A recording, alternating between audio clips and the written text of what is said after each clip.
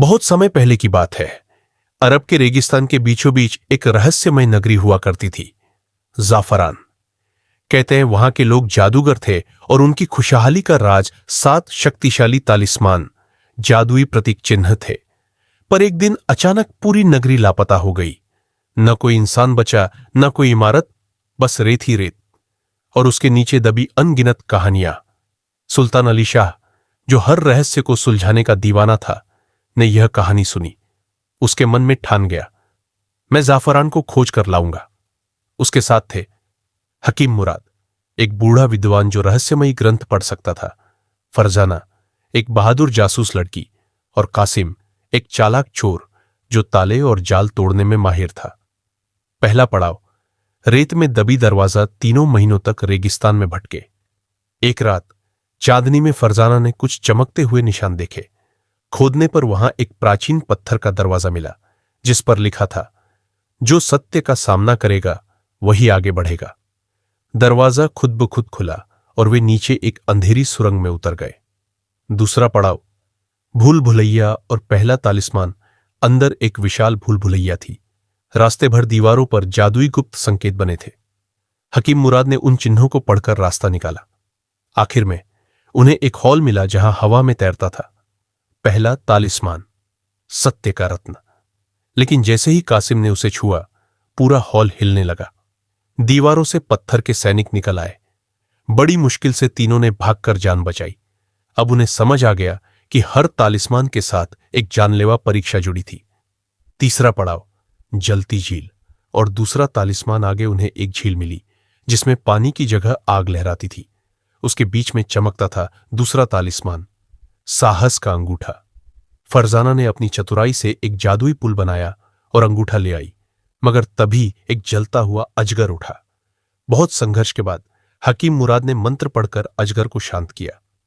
चौथा पड़ाव, 3 दरवाजे। अब उनके सामने आए 3 दरवाजे, एक सुनहरा, एक चांदी का, एक साधारण लकड़ी का। सही दरवाजा चुनना था।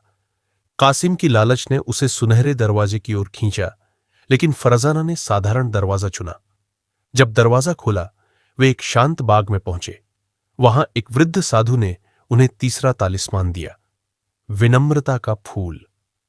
5वां और छठा तालिस्मान, समय की दौड़। इसके बाद समय की एक पहेली आई।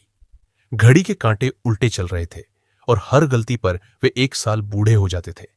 बहुत सोच विचार और सूझबूझ से उन्होंने पहेली हल की, और 5वां, धैर्य का दीपक, और छठा, मित्रता की तलवार, तालिस्मान पा लिया।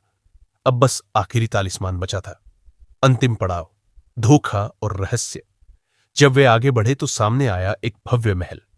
अंदर उन्हें एक सुंदर युवती मिली, जरीन, जो कहती थी, मैं जाफरान की आखिरी राजकुमारी हूं, मुझे बचाओ और अंतिम तालिस्मान पाओ। सुल्तान अली शाह जरीन की सुंदरता पर मोहित हो गया और उसे मुक्त करने को तैयार हो गया। लेकिन फरजाना को शक हुआ। उसने एक जादुई आईना निकाला और देखा कि जरीन असल में एक भयानक राक्षसी थी। असली जादू यह था, आखिरी तालिस्मान था विवेक का शीशा, जो सच और झूठ का पर्दाफाश कर सकता था।